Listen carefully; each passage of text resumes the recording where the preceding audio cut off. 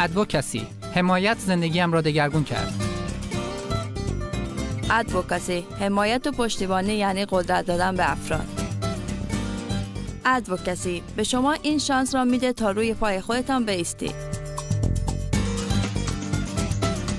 ادوکسی به افراد امکان میده تا خواسته هایشون را به گوش دیگران برسانند. ادوکسی، صدای افراد را به رسمیت میشناسه و اون را به گوش دیگران میرسونه. ادوکسی، صدای سزاوار اعتماد است.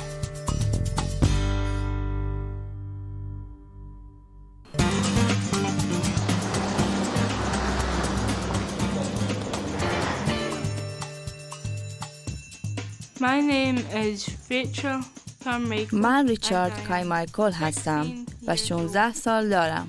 توی مدرسه قبلیم گردنکلوف‌های زیادی بودند. اگرچه تازه به این مدرسه اومدم اما اینجا دوست‌های زیادی پیدا کردم.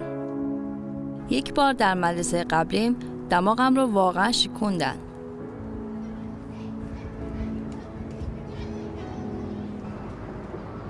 یکی از اون گردنکلوف‌ها توی اتوبوس بود. به من آب نبات داد و گفت روی اون تف انداخته.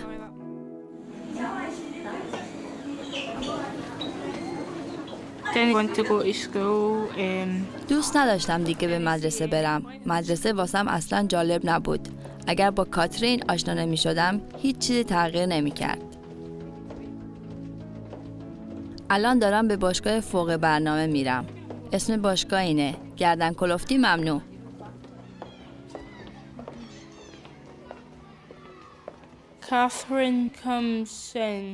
کاترین همراه هم میاد تا به هم کمک کنه.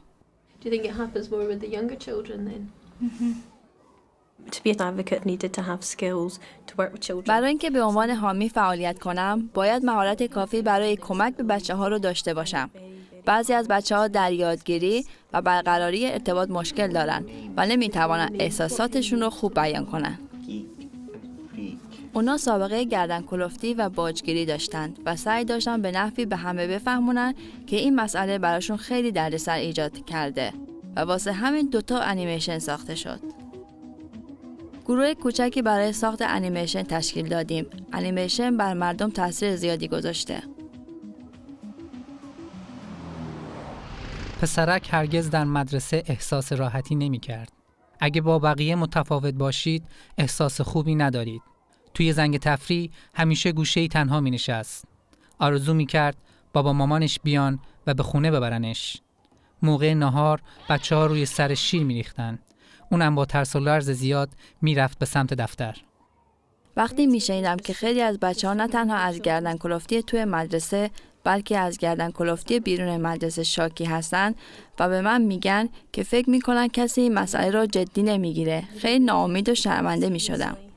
مسئله رو به معلماشون گفتم و به اونها اهمیت آن رو گوشزد کردم و نارضایی شدید خودم رو از این موضوع بهشون رسوندم و همچنین به برخی از دوستانم که قربانی گردنکلفتی بودن کمک کردم. چندین برنامه در حضور تمامی معلمان نورث لانکشایر اجرا کردم. وقتی همه چیز طبق برنامه پیش بره و از بچه‌ها یا گروهی از افراد جامعه حمایت کنیم، فکر کنم واقعا شاد میشم. واقعا عالیه. حمایت از نظر من شانسی برای حرف زدن از طرف خودم و حرف زدن از طرف افراد دیگه.